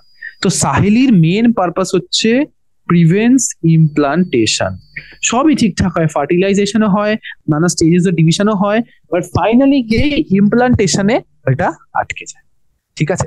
সাহেলিকে generally once in a week নেওয়া হয়, ঠিক আছে, ওয়ান্স ইন আ উইক। আমি মোটামুটি যত ইম্পর্টেন্ট কোয়েশ্চেন আসতে পারে ইংলিশ সেগুলো কভার করতে করতে যাচ্ছি, আশা করি তোমরা বুঝতে পারছো। আর এই জিনিসগুলো কিন্তু সবই ইম্পর্টেন্ট, ঠিক আছে। এইগুলো আমি যখন নিজে পড়েছিলাম আমিও এইসব জিনিসগুলো ইম্পর্টেন্ট ভালোভাবে বুঝে বুঝে পড়তাম, আর তোমাদের আমি ওভাবে বোঝানোর চেষ্টা করছি যেভাবে আমি জিনিসটা বুঝেছি। ঠিক আছে, তো হ্যাঁ, তো সাহেলি তো এটা বললাম। তো এবার দেখো, এবার হচ্ছে যে আহ এটা তো হলো সাহেলি ব্যাপারটা। এবার এটা ছাড়া এখানে লেখা আছে যে better awareness about sex related matters, increase number of medical assisted deliveries and better postnatal care আর lead decrease maternal infant mortality. তো এই যে তোমাদের কিছুক্ষণ আগে বললাম যে ইনফ্যান্ট মর্টালিটি রেট আর মেটার্নাল মর্টালিটি রেট দুটো এমন জিনিস যেটাকে আমাদের গভর্নমেন্ট মনিটর করে, শুধু এই দুটো জিনিসকে খুব এক্সেসিভলি মনিটর করে। আর এটা কেন কেন এই জিনিসটা কমছে? বিকজ আমাদের কাছে বেটার অ্যাওয়ারনেস আসছে, আমাদের কাছে মেডিকেলি অ্যাসিস্টেড ডেলিভারি। আগে যেরকম গ্রামগঞ্জে অনেক সময় ডেলিভারি হতো আর সেখানে অনেক সময় মা বা সন্তানের মৃত্যু হয়ে যেত কিছু ফলস প্রসিডিওরের জন্য, তো এই জিনিসটা আরো কমেছে। এটা ছাড়া এই যে জন্মের পর যে সাপোর্টটা আমরা মা আর সন্তানকে দিতে পারছি এটাও বেটার হয়েছে। তো এই জিনিসের জন্য এই যে দুটো rate maternal mortality infant mortality দুটোই অনেকটা কমে গেছে। আর আরেকটা হচ্ছে যে increase number of couples in small family, better detection cure of STDs and overall medical facilities. আরো পয়েন্ট যে আমাদের যে এই যে ফ্যামিলি প্ল্যানিং যে জিনিসটা, যে আমাদের মানে কম সন্তানে একটা ফ্যামিলি করা, এই জিনিসটা আরো বেশি এনকারেজ করছে। তারপর সেক্সুয়ালি ট্রান্সমিটেড ডিজিজের ট্রিটমেন্ট, যেটা এখন আমাদের গভর্নমেন্ট এনকারেজ করছে, এটা আরো বেটার হচ্ছে। তারপর মেডিকেল ফেসিলিটি, যত রকম সমস্যা এগুলো আরো বেটার হচ্ছে। তো এই 6টা পয়েন্টের জন্য আমাদের এই যে ইনফ্যান্ট মর্টালিটি আর মেটার্নাল মর্টালিটি রেট, এই দুটোই কিন্তু একটা ডিপ নিয়েছে। এটা কিন্তু অ্যাকচুয়ালি আমাদের গভর্নমেন্টের জন্য একটা বেটার জিনিস। ঠিক আছে, বুঝতে পেরেছো মোটামুটি? চলো এবার দেখো নেক্সট যে জিনিসটা আমরা বলছি সেটা হচ্ছে population and it's explosion. So population, দেখো সবার আগে তোমাদের পপুলেশন স্টেবিলাইজেশন আর বার্থ কন্ট্রোল বোঝার আগে তোমাদের এটা বুঝতে হবে হোয়াট ইজ পপুলেশন। পপুলেশন হচ্ছে total number of individual of species. তো পপুলেশনটা কি বলছি? পপুলেশন হচ্ছে total number of individuals,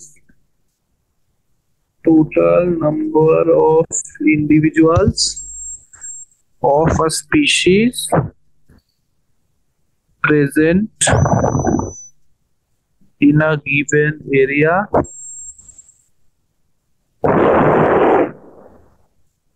at particular time.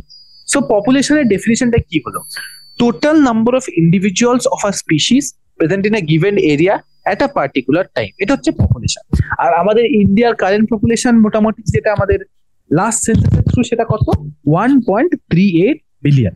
ওকে, দেখো 2021 একটা সেন্সাস হওয়ার কথা ছিল, but due to the pandemic ওটা পোস্টপন্ড হয়ে গেছে, এখন ইনডিফিনিটলি পোস্টপন্ড আছে। ঠিক আছে, তো আমরা এবার এটা ব্যাপারে বলতে যাচ্ছি। দেখো সো হ্যাঁ, এই যে আমরা পপুলেশন স্টাডি করছি এটাকে আমরা বলি ডেমোগ্রাফি। এই পপুলেশন স্টাডিটা। এবার দেখো, তো অফিসিয়াল কাউন্টিংটাকে আমরা সেন্সাস বলি, এখন তোমাদের বললাম ওটা ঠিক আছে। এবার শোনো, এই যে লাস্ট 100 বছর গেছে ওখানে পুরো সব ফিল্ডে যত রকম ফিল্ড আছে, medical, engineering, research, arts, literature, সব ফিল্ডে এত ডেভেলপমেন্টের জন্য লোকেদের কোয়ালিটি অফ লাইফটা না খুব ইমপ্রুভ করেছে। ঠিক আছে, যার একটা মেজর রিজন হচ্ছে এই যে তোমাদের বললাম এই দুটো জিনিস, ইনফ্যান্ট মর্টালিটি, মেটার্নাল মর্টালিটি কমা, এটা কিন্তু হয়েছে মেজরলি ওটার জন্য।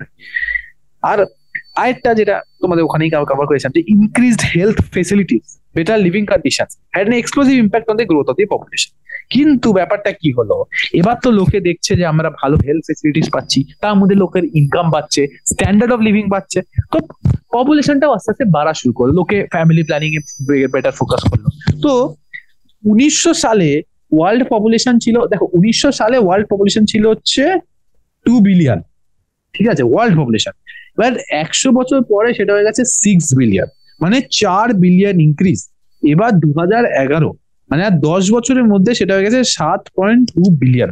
মানে তোমরা বুঝতেই পারছো যে পপুলেশনটা কোন রেটে বাড়ছে, রাইট?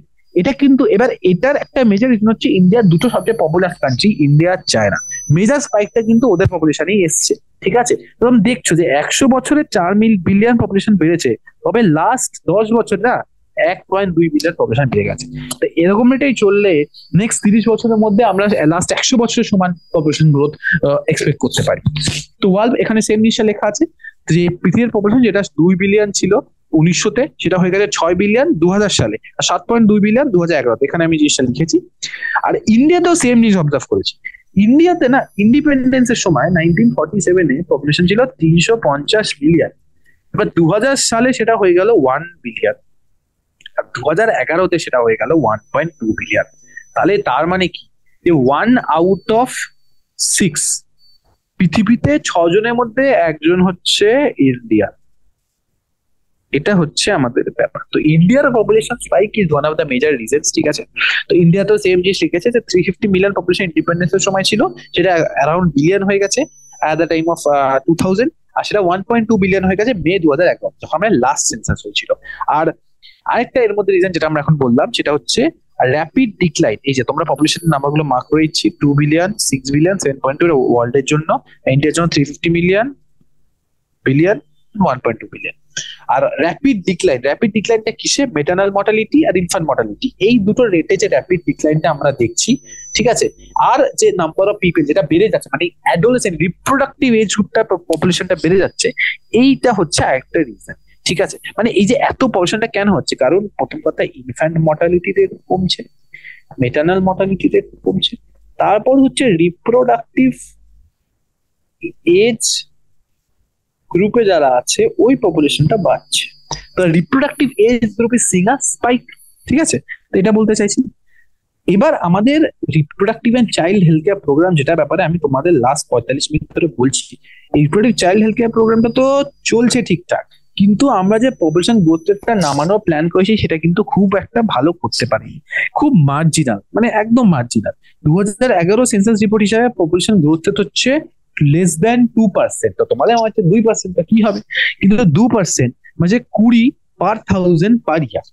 তোমরা মোটামুটি ধরো একটা পাড়া বা কোনো একটা ওয়ার্ডে থাকো, তো সেখানে পপুলেশন মোটামুটি 4 থেকে 3-4 হাজার হয়, ঠিক আছে।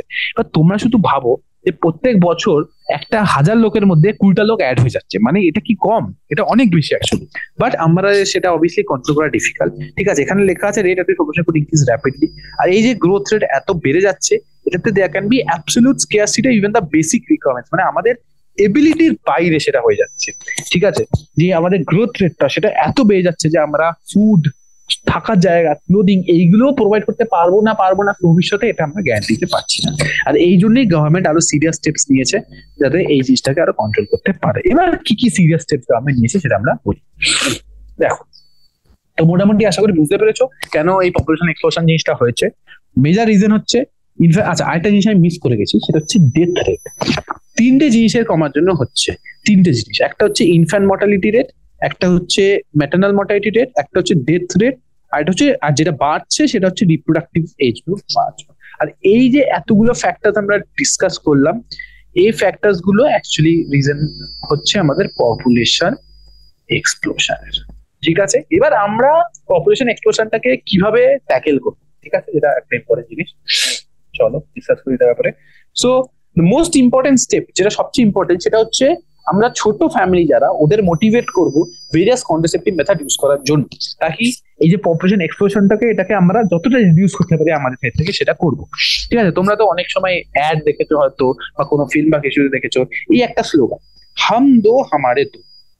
তো এই স্লোগানটার একটাই মানে যে দুজনের ফ্যামিলি তোমরা 2টো সন্তান অব্দি করো, সেটা ঠিক আছে, বাট তারপর করলে কিন্তু ওভারঅল যে গ্রোথ রেটটা সেটা উপরে এফেক্ট হতে পারে। আর ফিউচারে এটা অবভিয়াসলি ইমপ্লিকেশন তো লোকাল লেভেলে দেখতে পাবে না, ওভারঅল লেভেলে ইমপ্লিকেশন দেখতে পাবে। বাট এখনকার যারা ফ্যামিলিরা, যারা আমাদের ওয়ার্কিং ক্লাস, ওরা বেসিক ওয়ান চাইল্ড নর্মই ফলো করে, মানে একটা সন্তান, কারণ তারা বিশ্বাস করে যে তারা যতটা বেশি প্রোভাইড করতে পারবে একজনের জন্য, যেটা অ্যাকচুয়ালি যত বেশি সন্তান হয় তত ডিফিকাল্ট হয়ে যায়। তো আরেকটা জিনিস যেটা সরকার করেছে সেটা হচ্ছে ম্যারেজেবল এজকে মেয়েদের জন্য 18 করে দিয়েছে আর ছেলেদের জন্য 21 করে দিয়েছে। তো এইটা আগে অ্যাকচুয়ালি কম ছিল, ঠিক আছে, মেয়েদের যতদূর আমি জানি 16 ছিল আর ছেলেদের 18 ছিল, যে কারণে অনেক সময় বাল বিবাহ হতো অনেক স্টেটসে। তো এটাকে বন্ধ করা হয়েছে, যাতে আমাদের মেলের কারেন্ট ম্যারেজেবল এজ হচ্ছে 21 ইয়ার্স আর ফিমেলের ম্যারেজেবল এজ হচ্ছে 18 ইয়ার্স। তো এই জিনিসটা আচ্ছা ঠিক আছে। আর আমরা কি করছি, আমরা যারা ছোট ফ্যামিলি ওদেরকে অনেক রকম ইনসেন্টিভ দিচ্ছি যাতে এই প্রবলেম। আচ্ছা, তোমরা হয়তো জানো অনেক স্টেটসে অনেক রকম প্ল্যানস আছে, গভর্নমেন্ট প্রোগ্রাম, যেগুলো একটা ফ্যামিলি অ্যাভেল করতে পারে অনলি যদি তাদের 1টা বা 2টো সন্তান হয়, তার থেকে বেশি হলে ওরা এই প্ল্যানটা অ্যাক্সেস করতে পারবে না। এইটা গভর্নমেন্ট কেন করছে? কারণ এই যে সমস্যাটা, এটাকে ওরা এফেক্টিভলি ট্যাকেল করতে পারে এইটার থ্রু দিয়ে। যাতে ফ্যামিলিদের এরা ভাববে যে আমরা এই প্রোগ্রামস গুলো ইউজ করতে পারবো না, আমরা সরকারি পরিকল্পনাগুলো ব্যবহার করতে পারবো না, তো আমরা এটাকে আমরা একটা বা দুটো সন্তানের মধ্যে কন্ট্রোল করার চেষ্টা করি, তো যে যাতে আমরাও আমাদের সন্তানকে বেস্ট দিতে পারি আমাদের সাইড থেকে, আর গভর্নমেন্ট থেকে আমরা সব সাপোর্ট পাই। তো এইগুলো এবার এবার নেক্সট যে টপিকটা আমরা আসছি সেটা হচ্ছে কন্ট্রাসেপ্টিভ। ঠিক আছে, তো এবার আমরা তোমাদের এত কিছু বললাম, আরসিএইচ প্রোগ্রামে বললাম, এখানেও বললাম যে কন্ট্রাসেপ্টিভ নিয়ে কিন্তু একটা বড় রোল আছে। তো আমাদের ফার্স্ট ডেফিনিশন যেটা মাথায় আসে সেটা হচ্ছে আইডিয়াল কন্ট্রাসেপ্টিভ। মানে একটা তোমাকে একটা কথা বললাম যে আইডিয়াল কন্ট্রাসেপ্টিভ মানে, আইডিয়াল কন্ট্রাসেপ্টিভ বলতে আমরা বুঝি, আইডিয়াল কন্ট্রাসেপ্টিভ বলতে আমরা বুঝি number one point user friendly, এটা ব্যবহার করা খুব একটা জটিল না, ইজিলি অ্যাভেলেবেল, যেটা খুব ইজিলি আমাদের সরকার মানে যে কোনো জায়গায় কোনো ওষুধের দোকান বা কোথাও গেলে পাওয়া যাবে। তারপর হচ্ছে এফেক্টিভ আর রিভার্সেবল, মানে ওটাকে আমরা বারবার ইউজ করতে পারি আর ওটা কাজ করবে। আরেকটা হচ্ছে যেটা আরেকটা ইম্পর্টেন্ট, সেটা হচ্ছে should not interfere with sexual drive, এইটা একটা ইম্পর্টেন্ট। তো এই চারটে পয়েন্ট তোমরা যদি একবার দেখো, তো এখানে খুব ভালো করে লেখা আছে।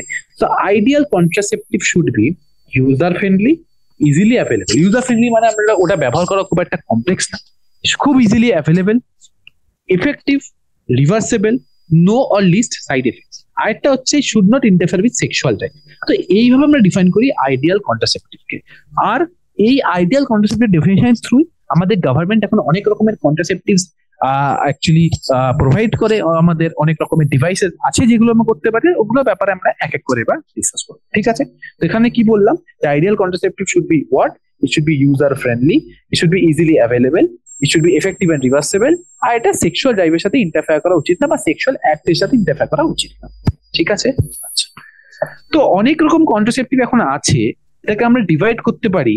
একটা হচ্ছে natural method, barrier method, IUD, oral contraceptive, injectable, implant, surgery. তো একসাথে অনেক কিছু বলে দিলাম। ঠিক আছে, তো এক এক করে। তো আমরা ফার্স্ট মেথড হচ্ছে natural and traditional. Natural method, তো আমরা এটা বলবো, আবার ফেরত আসবো, আবার দেখবো, আবার বলবো। ঠিক আছে, চলো দেখো। তো ন্যাচারাল মেথড মানে কি? ন্যাচারাল মেথড তো বলে তো দিল, এবার ন্যাচারাল বলতে কি? আমরা অ্যাভয়েড করছি chance of sperm and ওভা meeting, মানে স্পার্ম আর ওভা মিট করার যে চান্সটা, এটাকে আমরা অ্যাভয়েড করছি, আর এটাকে আমরা বলি ন্যাচারাল। মানে আমরা কিছুই করবো না, আমরা কোনো ইন্টারভিন করবো না বাইরে থেকে, বাট আমরা জাস্ট অ্যাভয়েড করবো যাতে স্পার্ম আর ওভা না মিট করে। ন্যাচারাল মেথড, ওখানে principle of avoiding chance of sperm and ova meeting. তারপরে হচ্ছে এবার আমরা এক এক করে নাম দেখাচ্ছি। নাম্বার ওয়ান, ফার্স্ট মেথড যেটা আমরা বলতে পারি ন্যাচারালের আন্ডারে, সেটা হচ্ছে রিদেম মেথড, মানে এটাকে অনেক সময় ক্যালেন্ডার মেথডও বলা হয়। ঠিক আছে, তো রিদেম মেথডের ব্যাপারটা কি? রিদেম মেথডের ব্যাপারটা হচ্ছে যে it is a one such method in which the couples avoid or abstain from coitus. Coitus মানে হচ্ছে sexual intercourse from day 10 to day 17 of the menstrual cycle with ovulation should be expected. আচ্ছা, ঠিক আছে।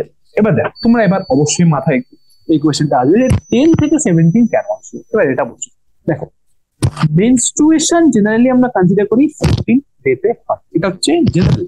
এবার একটা estimate আমরা consider করি +2 নাহলে -2, তো 12 হতে পারে, 16 ডেতে হতে পারে। এবার দেখ, তো এর আগে বা এর পরে হওয়াটা খুব রেয়ার। তো যদি 12 ডেতে মেনস্ট্রুয়েশন যদি ওভিউলেশন হয়, তাহলে একটা কথা বলো, তাহলে এবার স্পার্মের ভায়াবিলিটি, একটা যে কোনো স্পার্ম যদি তোমাদের জেনারেটাল ট্র্যাক্টে এন্টার করে, তো স্পার্ম যদি জেনারেটাল ট্র্যাক্টে এন্টার করে, তো sperm can survive for 3 days, এখানে ওভা অনলি একদিন সার্ভাইভ করতে পারে। তো স্পার্ম যদি 3 দিন সার্ভাইভ করে, তাহলে স্পার্ম যদি ভাবো 11th ডেতে স্পার্ম ওখানে আছে, তাহলে ওটা তো 12 অবধি সার্ভাইভ করে যাবে। যদি 10th ডেতে থাকে, তাহলে কিন্তু 12 অবধি সার্ভাইভ করাটা ডিফিকাল্ট। 9th ডে হলে সার্ভাইভ করবে, কিন্তু 10th ডেতে চান্স কম। এখানে আমরা লেফট সাইডে রাখছি 10, 11, 12 3 দিন। তো আমরা জানি এটা রাইট সাইড। এবার ধরো 16তে ওভিউলেশন হলো, তাহলে ওভাটা সার্ভাইভ করবে 17। তো এই দুটো হচ্ছে আমাদের সেফ রেঞ্জ ফ্রম 10 to 17। তো 10th এ স্পার্ম এন্টার করলে 250 ফার্টিলাইজেশনের চান্স কম থাকে, আর 17th যদি ওভার 16th যদি ওভার ওভিউলেশন হয়, তাহলে 17th এ ওভার ওখানে সাইকেল লাইফ শেষ হয়ে যাবে। তো তারপরে যদি স্পার্ম এন্টার হয়, তাহলে ওটা কোনো কিছু ফার্টিলাইজেশন হবে না। তো এটা তোমরা বুঝতে পারছো। 10 থেকে 17 ডে যেটা, এটাকে আমরা বলতে পারি সেফ পিরিয়ড। ঠিক আছে, 10 থেকে 17 safe period as a chances of fertilisation are very high during this period is called fertile period. মানে এটাকে 10 থেকে 17 থেকে আমরা অ্যাকচুয়ালি সেফ পিরিয়ড বলি, ফার্টাইল পিরিয়ড বলি, ফ্রম মাই সাইড এটাকে আমরা ফার্টাইল পিরিয়ড, বিকজ এই পিরিয়ডে না তোমাদের যদি ধরো স্পার্ম এন্ট্রি হয় তাহলে ম্যাক্সিমাম চান্স থাকে ফার্টিলাইজেশন, ফ্রম মাই সাইড। ঠিক আছে, তো এটা। আর এবার হচ্ছে আচ্ছা, তো এই পিরিয়ডের সময় জেনারেলি কাপলরা অ্যাভয়েড করে সেক্সুয়াল ইন্টারকোর্স, মানে এই পিরিয়ডে অ্যাকচুয়ালি প্রেগনেন্ট মানে ফার্টিলাইজেশন হয় না। নেক্সট হচ্ছে উইথড্রয়াল মেথড। মানে উইথড্রয়াল মেথড এমন একটা মেথড যেটা চান্সেস অফ ফেলিয়ার হচ্ছে ম্যাক্সিমাম। উইথড্রয়াল মেথড মানে যেটাকে আমরা অলসো বলি কয়টাস ইন্টারাপ্টাস।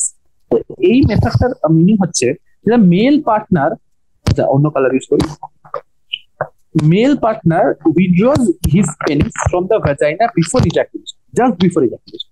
তো এই মেথডটার ফেলিয়ার রেটটা সেটা হচ্ছে ম্যাক্সিমাম। ঠিক আছে, কারণ এখানে বেসিক্যালি অবভিয়াসলি এটা তো কোনো মেথড নেই, কিছু প্রসিডিওর নেই, তো এটা অ্যাকচুয়ালি কন্ট্রোল করাটা খুব ডিফিকাল্ট হয়ে যায়। কারণ যদি একটু স্পার্ম থাকে that can actually cause fertilization if it is able to cross all the barriers.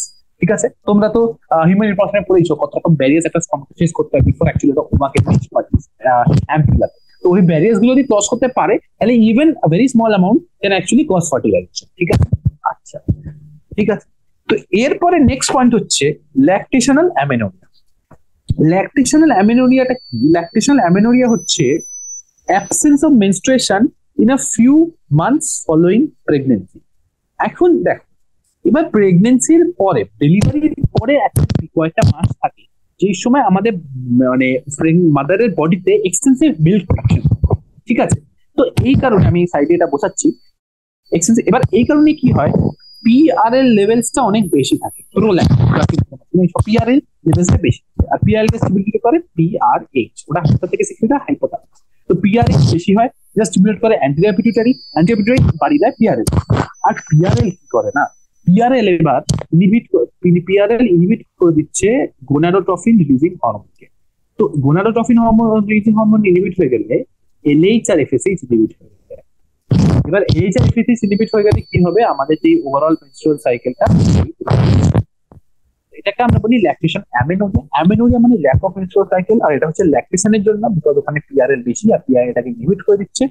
তো এখানে এই জিনিসটা লেখা আছে is based on the fact that ovulation and the cycle does not occur during the period of intense lactation following parturition. তো কি বলেছে, যে ওভিউলেশন মানে কি বলেছে, ওভিউলেশন আর সাইকেল মানে ওভিউলেশন আর মেনস্ট্রুয়াল সাইকেল হয় না during the period of intense lactation following পার্টিউলেশন।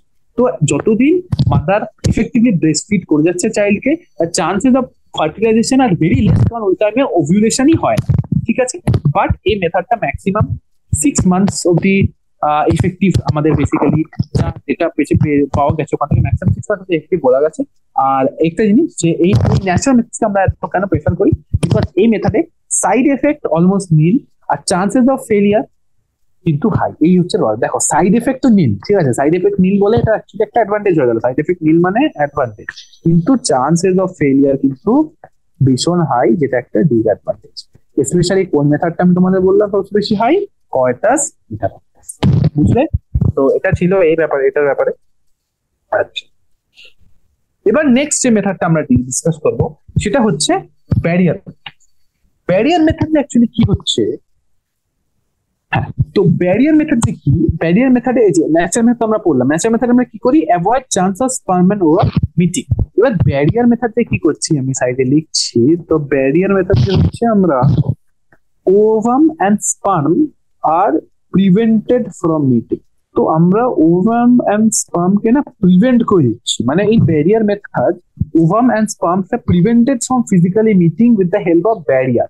মানে ওভাম আর স্পার্মের মধ্যে আমরা একটা ব্যারিয়ার প্রোভাইড করে দিচ্ছি, যার কারণে ওগুলো অ্যাকচুয়ালি মিট করতে পারে না আর ফার্টিলাইজেশন হতে পারে। এবার আমরা এক এক করে এগুলো ব্যাপারে বলছি, ঠিক আছে? ফার্স্ট যে মেথডটা আমরা জানি সেটা হচ্ছে কন্ডমস। কন্ডমস হচ্ছে ব্যারিয়ার যেটা made up of thin rubber or latex, মানে ওগুলো একটা ল্যাটেক্স হালকা বা রাবার দিয়ে বানানো হয়। আর ওটার কাজ হচ্ছে যে পেনিসটাকে কভার করা মেলে আর ভ্যাজানা সার্ভিসকে কভার করা ফিমেলে। ফিমেল কন্ডমকে অ্যাকচুয়ালি ফেম শিল্ড বলা হয়, আর মেলে ওটাকে অ্যাকচুয়ালি কন্ডমই বলা হয়। তো মেলে কি কভার করে, it covers the penis in the male, আর ফিমেলে কি কভার করে ভ্যাজানা এন্ড দ্য সার্ভিস। ঠিক আছে, তো এটা আশা করি বুঝতে পেরেছো তোমরা। আর এটা আমরা কভার করে জাস্ট বিফোর কয়টাস, যাতে আমাদের যে ইজাকুলেশন যেটা হচ্ছে ওটা আমাদের ফিমেল রিপ্রোডাক্টিভ ট্র্যাক্টে কোনোভাবে এন্টার করতে পারবে না। এবার এই মেথডটার অ্যাকচুয়ালি তো প্রিকনসেপশন তো প্রিভেন্ট করছে। আরেকটা অ্যাডিশনাল বেনিফিট আছে যেটার জন্য এটা ইউজ আরো বেড়ে, সেটা হচ্ছে এটা যে সেক্সুয়ালি ট্রান্সমিটেড ইনফেকশনস কে অ্যাভয়েড প্রিভেন্ট করতে পারে। যে কোনো সেক্সুয়ালি ট্রান্সমিটেড ইনফেকশন না স্প্রেড করে না যদি কন্ডমস কে as a method of contraceptive use করা হয়। আর ইন্ডিয়াতে একটা পপুলার ব্র্যান্ড যেটা আমাদের গভর্নমেন্টে, তো ওটা হচ্ছে আমাদের নিরোধ। এটা হচ্ছে একটা popular brand of condom for the male condom. ঠিক আছে, generally male condoms are more common, but female condoms also use nowadays. ঠিক আছে, আর আরেকটা কথা যে both are disposable, self inserted and gives privacy. এই যে আমরা আগের পেজে কথা বললাম যে ইউজার ফ্রেন্ডলি এন্ড এফেক্টিভ, এটাই এখানে বললাম যে এখানে এখানে আমরা সেলফ ইনসার্ট করতে পারি যাতে আমাদের ইউজার প্রাইভেসি পায়, মানে বেশি কিছু করতে হয় না। নেক্সট আমরা তো কন্ডেন্সের কথা বললাম, আর এই দুটো হচ্ছে ইরিভার্সাল, মানে এটা কিন্তু আমরা আরেকবার ইউজ করতে পারবো না। আইডিয়াল কন্ট্রাসেপটিভের মধ্যে আমরা এটা বলেছি যে ওগুলো রিভার্সেবল হয়, আর এটা কিন্তু ইরিভার্সেবল। আচ্ছা, তো এরপরে হচ্ছে আমাদের বেসিক্যালি আরো তিনটে রিভার্সেবল মেথড। এগুলো হচ্ছে তিনটে রিভার্সেবল মেথড। কি কি তিনটে রিভার্সেবল মেথড? হচ্ছে ডায়াফ্রাম, সার্ভাইকাল ক্যাপ আর ভল্ট। তো এইগুলো সেম একই জিনিস, ব্যারিয়ার যেটা আমরা ফিমেল রিপ্রোডাক্টিভ ট্র্যাক্টে এন্টার করে দিই যাতে ওটাকে সার্ভিক্সটাকে কভার করে দেয়। সার্ভিক্সকে কভার করলে যে স্পার্মটা আমাদের জেনাইটাল ট্র্যাক্টে এন্টার করছে ওটা কিন্তু ফার্টিলাইজ করতে পারছে না, বিকজ যেতেই পারছে না ওয়ার্মের কাছে। ঠিক আছে, মানে এখানে এখানে এটা লেখা আছে যে prevent conception by blocking entry of sperm through the cervix. আর এটা কি? এইগুলো হচ্ছে রিউজেবল। ঠিক আছে, যেটা আমাদের আগে জিনিসটা ছিল না, ভীষণ ইম্পর্টেন্ট। এগুলো হচ্ছে reusable, they block the entry of sperms.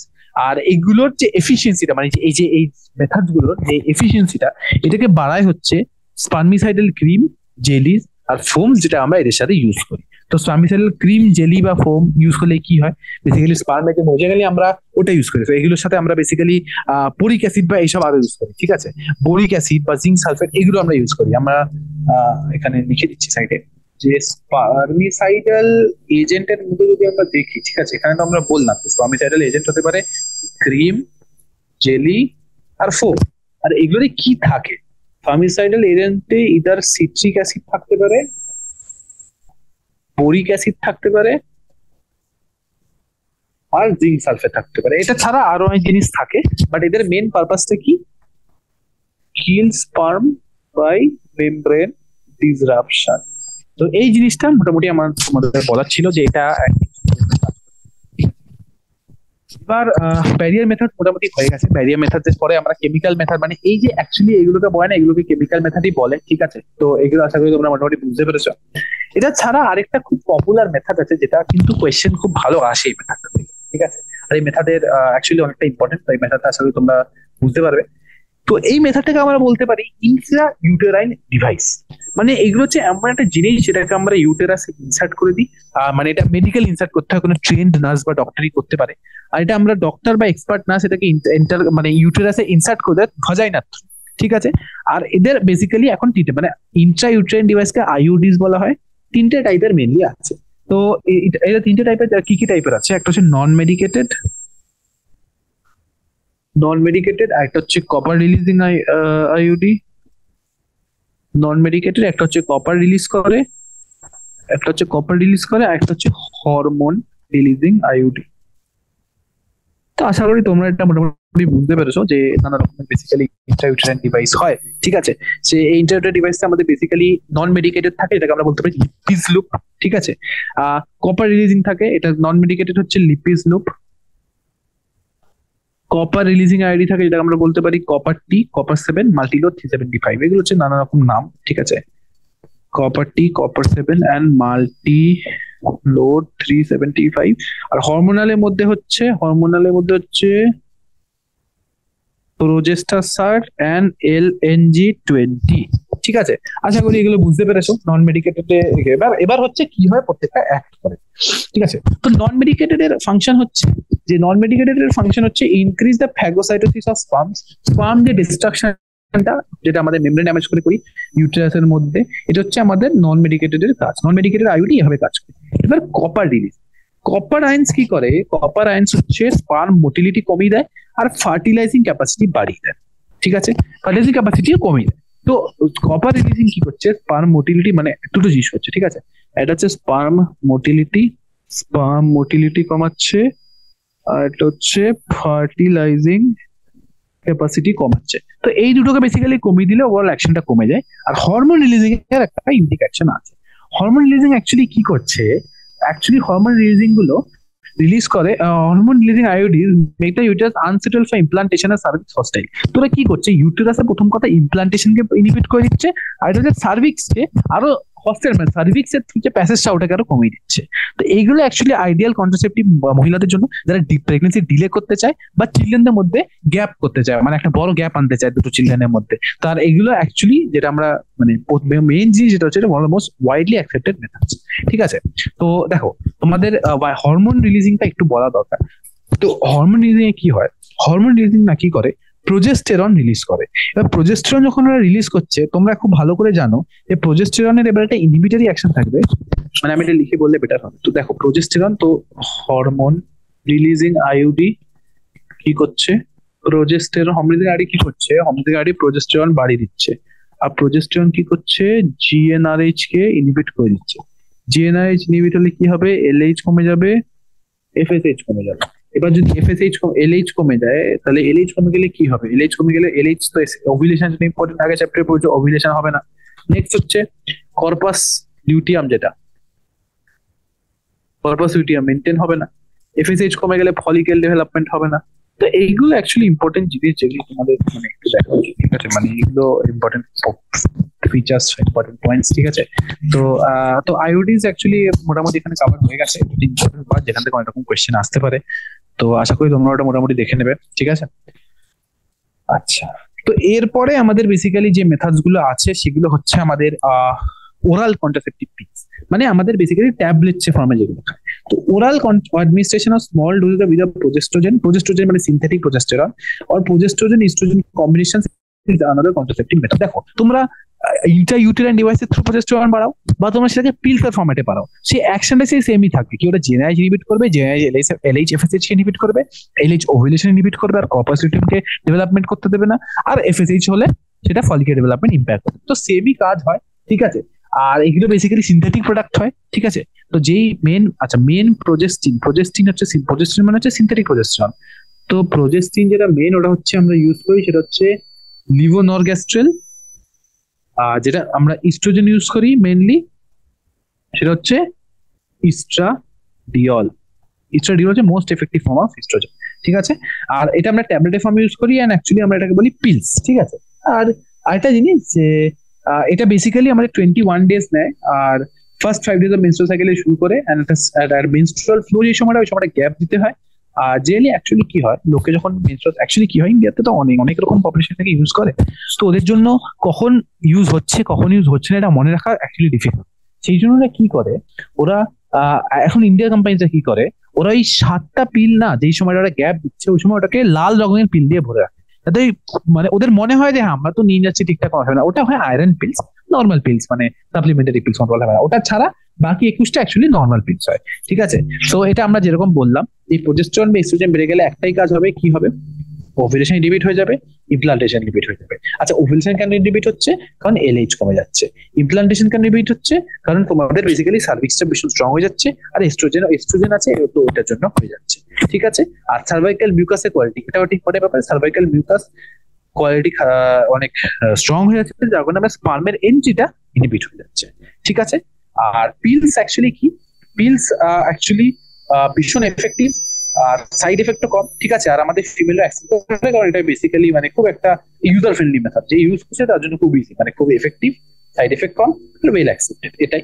আর এই যে সাহেলির কথা বললাম, সাহেলিও কিন্তু একটা ওরাল কন্ট্রাসেপটিভ পিল, এখানে আমাদের নন স্টেরয়েড প্রিপারেশন থাকে। আচ্ছা, কি নাম ছিল যা যা মনে আছে ওদের, সেন্ট্রোমান।